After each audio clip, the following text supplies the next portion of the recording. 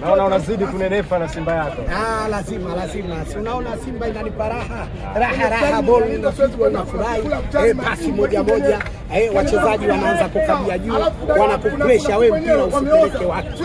Umeona tulivyowakalia juu. Mpira unapoanza tu wanakuwa wanachanganyikiwa wapi wapeleke. Wamekuja wamesema wanatukamia, lakini mwisho wa siku sisi ndio tunawakamia wao na kuhakikisha kwamba mpira wote tumemiliki sisi. Dakika 15 za mwanzo hawajavuka hata mstari wa kati kwenda kwenda. Kwa hiyo hii ndio Simba ya ubaya ubwela inakwenda sasa kuwa na thamani kubwa. Ndio kwanza leo imepanda kuna 71%.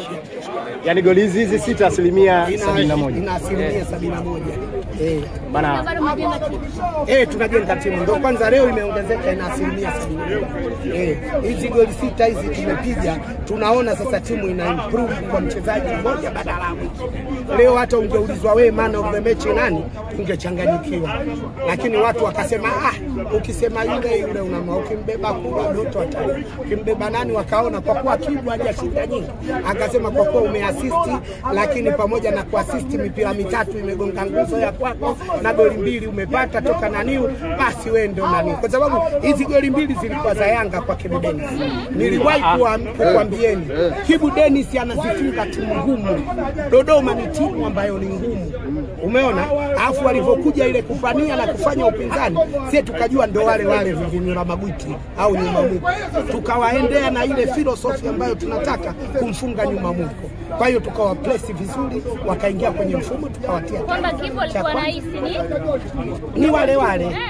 Kwa sababu mwalimu alishatengeneza ile squad ya mbele. Ndio maana siku zote tulikuwa tunasema winga Elia Mpanzu, winga Kibu Dennis, hawa watu Israeli Mwenda na mwenzake Shadrack Kiboka watakojoa mkojo. Shughuli itakuwa kubwa kwa sababu kifua chao hakiwezi kuhimili, watakuja kutoa penalti bure. Na sisi tumewambia sasa hivi mkifika pale hata mkikwatuliwa msidondoke, kwa sababu mashabiki wachambuzi na nani wa nyuma mwiko na wachambuzi wale waenda kula nyama wanakuwa nani hawatutaki penalti. Kwa hiyo si hatutaki penalti. Si umeona leo hamna mchezaji aloingia nayo akakatwa akadondoka ili mradi iwe penalti. Tumekwenda kuwafunga hadharani. Sasa sijui leo huyu Maxime ataongea nini, maana achelewaji kulaumu marefa kusema Simba saizi yake. Leo sijui nyie mlivyomuoji kakwambie nini. Bana, na walisema mchezo utakapoisha wao ndo watakuwa wenyeji hapa. Sasa ndo unaona sasa hivi mtu akishakuja hivyo tu unatakiwa upige kama unapiga nyoka. Mtoto wa nyoka upigwa fimbo sawa na mama yake.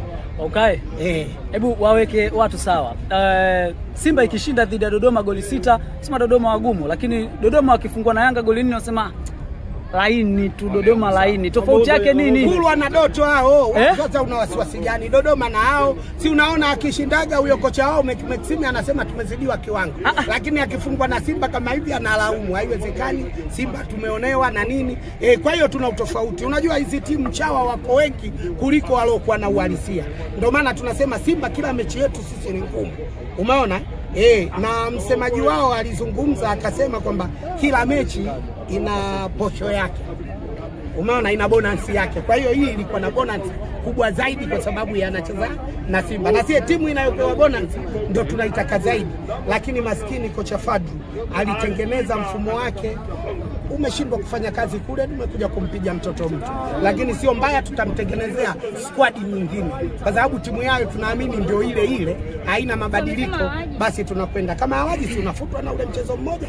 Unadhani watakubali? Utachezaje mchezo mmoja, mwingine usicheze? Ukitaka ili muende hivyo, inatakiwa ufutwe ule mmoja, iwe wenyewe wawili hamjakutana. Sheria ya wapi mtaalamu bwana? Na hiyo sheria ya kucheza mchezo mmoja mwingine usicheze iko wapi? Wao wamesema hawaji. Basi tutaenda kuchukua pointi 3. Wanasema walishakuja, mechi yao walishakuja. Wamekuja wapi? Shirikisho la mpira ndio limetoa pointi 3. Limeahirisha mechi au hawakuona? Kwani sie Simba tulisema hatuje? Wewe sema uanze kuanza mchezo. Bwana wewe. Kwani sie tulivyoenda ile jana yake kabla ya mechi wao walifanyaje? Si wali tulivyoenda kufanya mazoezi wao walifanyaje? Si walizuia? Na wote kabisa hadi wasemaji wao wanasema sisi tumeenda na mbuzi, sijui tumeenda na wazee, sijui na nani. Sijui wao, lakini sisi twende na mbuzi, twende na wazee, twende sijui na vikongwe, hata twende na ashua zao mbuzi, lakini haturuhusiwi kunyimwa kufanya mazoezi kwa muda wetu. Kwa hiyo ule muda wetu tuwe tunafanya tunavyotaka. Baada ya muda sisi tutaondoka, endelee. Sasa wale mabouncer pale uwanjani walienda kufanya nini? Lakini sheria usalama inasemaje sheria? Endapo mkizuiwa kufanya mazoezi, sheria inasemaje? Sasa kwa kuwa tumezuiwa kufanya mazoezi, ni wametutoa mchezoni. Sawa sawa? Sisi tukasema sasa tuandike hatutakuwa sehemu ya mchezo. Sawa sawa? Kutokuwa sehemu ya mchezo lazima uweke akilini vitu viwili. Je, hawaji? Tumesema hatutakuwa sehemu ya mchezo. Ina maana Simba ilitaka ingie pale kama ninavyoingia Mzalamu. Unamuona Mohamed Hussein yule yupo anaingia kule na kiatu chake. Yule anaingia kule. Na wao tunawatoa mchezoni.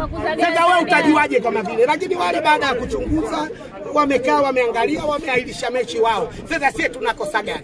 Hapo mwenye akili timamu akiona wale wameahirisha mpira na mwenye mpira wao kashasema, mwenye mpira wake kashasema wale Skaria aliposhuka tu mmemsikia kasema kuna watu wanataka kuharibu jitihada za mpira ambayo unaenda juu, wanataka usiende juu.